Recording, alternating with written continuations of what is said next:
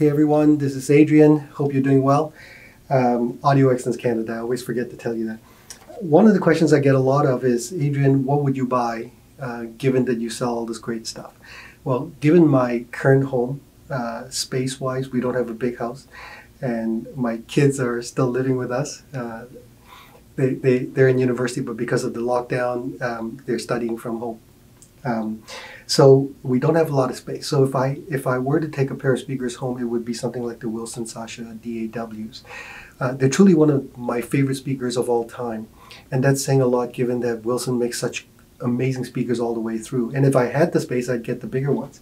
The Sasha DAW is the latest version, the latest incarnation of what has been the most successful series of products that Wilson has made. About 30 years ago, David Wilson introduced the first Wilson What Puppy. And in fact, I had a pair. I loved it. I had to scrounge and beg and steal and work all kinds of hours to finally get a pair. And I still have amazing memories about that speaker. That speaker was designed originally as a location monitor so that David Wilson could bring the speakers to his recording venues and make sure that what he was trying to record from his microphones was correct. Because the speakers were so good, his friends in the industry recommended that he make them into a production product, and so he did. That's how the speakers started. And since then, he's made What Puppy 1s, 2s, 3s, 5s, 6, 7s, and 8s, and then they became the Sasha. They became the Sasha because there was such a huge change that they didn't want to call it the What Puppy anymore, so they added the name Sasha to it, so it became Sasha What Puppy. So there was a Sasha What Puppy 1, a Sasha What Puppy 2, and then the DAW. The DAW was made to commemorate and celebrate David Wilson's life. When David passed away, his son Daryl, who had been doing the vast majority of design for the last 10 or 12 years, decided that the best way to celebrate David's legacy was to design the latest version of speakers using the latest technology and things that David himself had been working on because the What Puppy had become their most famous and successful series. So what you have here is the latest version. I've left the plastic wrap on the speakers to protect the paint finish. Ideally, you should take them off once you've got them situated. And at some point, we will do so because we're too lazy at the moment. You've got a tweeter, mid-range, and 2 bass drivers. I'll give you the details, and then I'll show you how the speakers are set up. So these are 2 8-inch woofers that are based on the Alexia 2 and specifically designed for this particular enclosure. This mid-range is a 7-inch. And the 1-inch tweeter. These are directly from the same WAM Master Chronosonic, the top-of-the-line speaker that sells for almost $1 million US. So the tonality of the mid-range and high frequencies will be very similar to what you would actually hear out of the WAM Chronosonic. Of course, the big difference is that with the WAM, you get this huge scale that you can't get out of this enclosure. You actually have 2 separate enclosures here. I don't know if, Jay, you can catch it, but this is a bass enclosure, and then sitting right on top you have the mid-range and high frequency. Each one of these enclosures uses different materials because Wilson Audio had discovered early on that different materials are best suited for different frequencies. So when they introduced the X material, I believe it was for the Grand Slam almost 30 years ago, so the X material is used for the bass and the tweeter, and then in the mid-range, when they were experimenting with the original Sasha, they discovered a new material called the S material, as in Sasha. And so for the mid-range part of the enclosure, it's the S material. The cabinets are totally non-resonant, rigid, and they weigh a ton. So the specifications, each side of the speakers, each channel weighs 236 pounds. Height is 44 3/4 inches high, or 113.67 centimeters high, 14.5 inches wide, or 36.83 centimeters, and 23 inches deep or 56.26 centimeters. And if Jay can catch from the side profile, the woofers are canted a little bit backwards. And you can see that the mid-range is also canted a little bit. And then the tweeter is almost vertical. It's got a slight angle to it, but it's almost vertical. So these are all designed physically to time align the drivers. But in addition to that, we're going to bring you to the other side where we've taken the speakers apart, and you can see how time alignment actually works. So I'll stand over here and Jay can catch a little bit more.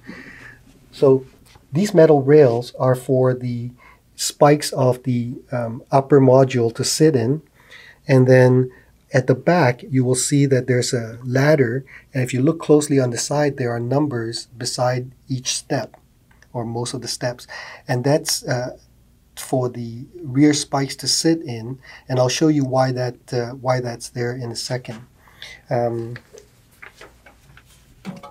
So one of the things that's very unique about Wilson Audio, and I don't know of any other company that does this, is that if you get a chance to read up about David Wilson, back in the 70s, he discovered by chance the concept of time alignment, and that had fascinated him to no end, and started to discover and work on the algorithms required to start time aligning mid-range tweeters and bass.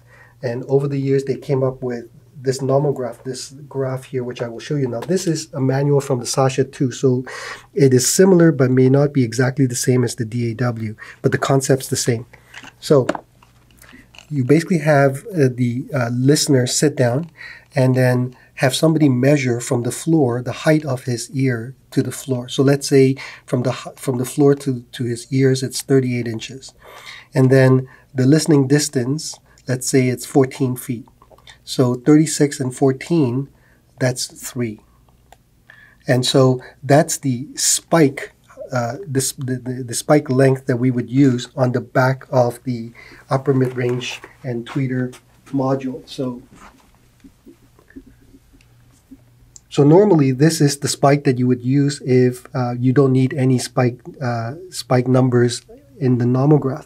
But if you do need to do it, then you would add the, in this case, I think it was spike number 3, which is a taller spike, and you would just screw it in. And then this whole assembly would then sit right here, in between, of course, these two channels. And then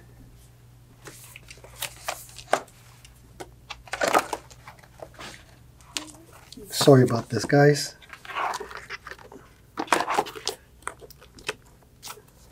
Yeah, so as we said earlier, if it's 36 and 14, you'd use spike number 3. And then over here, 36, 14, you put the rear spike on step number 7. So if Jay can catch it, so stair number 7 would be this one here. So you would make sure that the rear spike would sit right there in that little channel.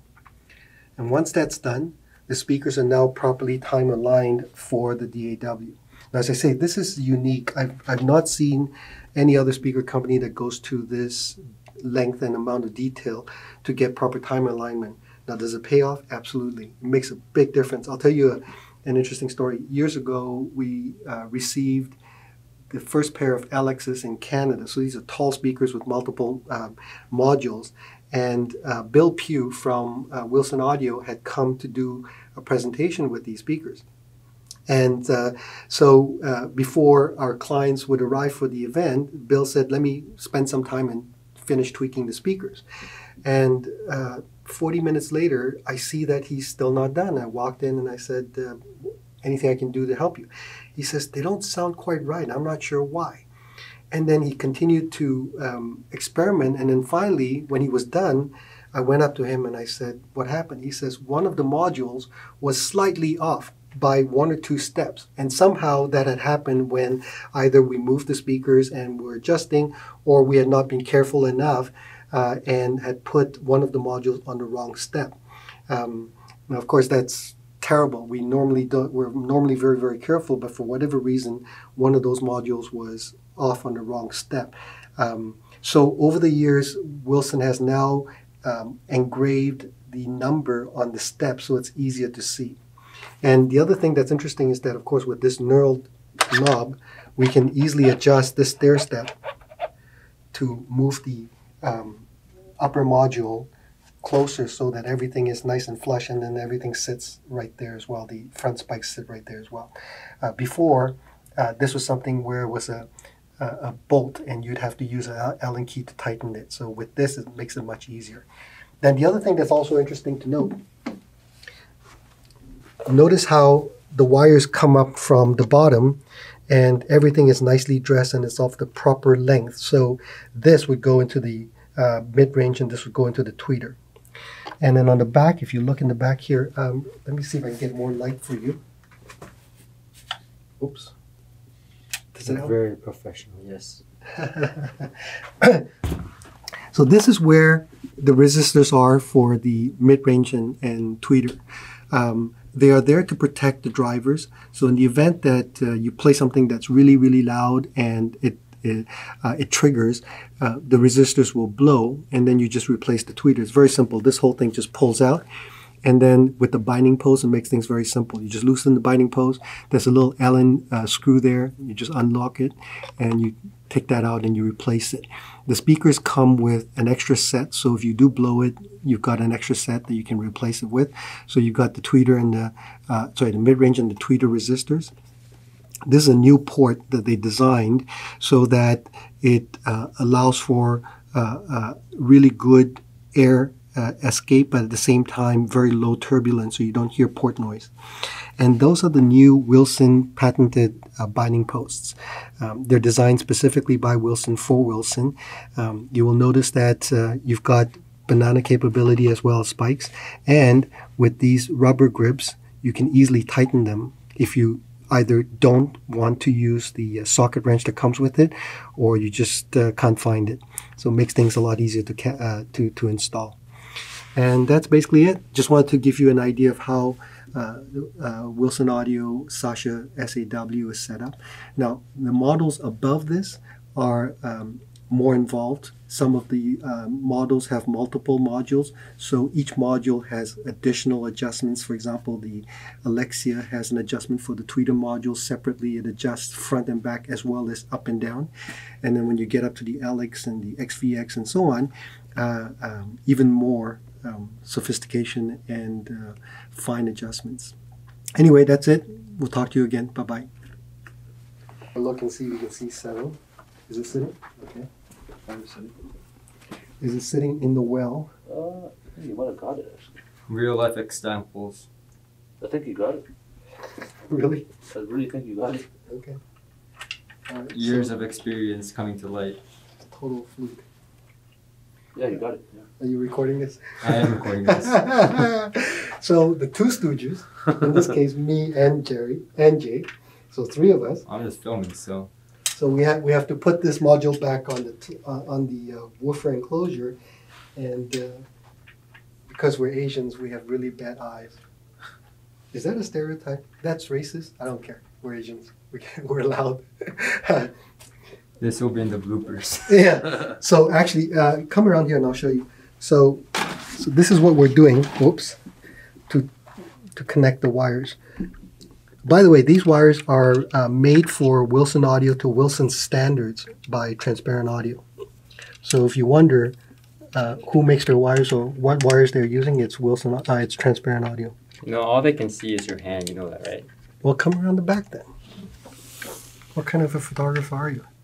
Videographer. Photographer. Well, same I'm stuff. not Thomas. Thomas. He's a photographer. Oh, okay. And so this is how you connect them. If you can see. The only thing they can see is your hands moving around. Well, tough. And that's it.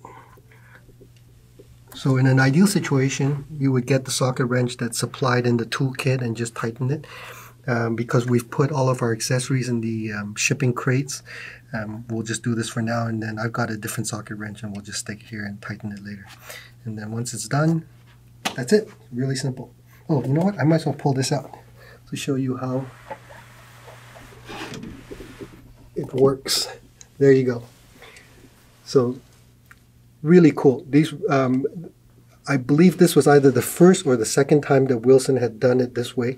So the resistors are actually attached to like a metal heatsink. So it helps to disperse the heat that would be generated when you play the speakers really loud. One of the things that virtually all Wilsons can do, including the small speakers, they can play very loud, much louder than you think. And the way they can do that is because the drivers can handle the power. The magnets are oversized. The cabinets have almost no resonance. So the launching of the wave is incredible. And so you get a lot more dynamic contrast. And then, of course, with the resistors, that really helps protect the drivers, the mid-range and high frequencies. So this one here is the mid-range. So I don't know if the light catches it. There, it says mid-range. You see how Adrian is right now? That's our situation right now, except I'm with the camera. So that's the mid-range, and that's the tweeter. And you have two resistors protecting each driver. And all you gotta do is just loosen this bolt, and then loosen this, and then they come out, put the new ones in, and you're done. So this means that you rarely will have your tweeters and your mid-range go. Of course, that can happen if your amplifier goes bad or you just play way too loud.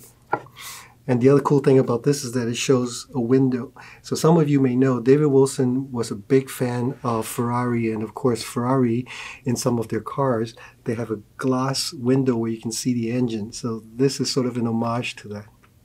Anyway, that's it.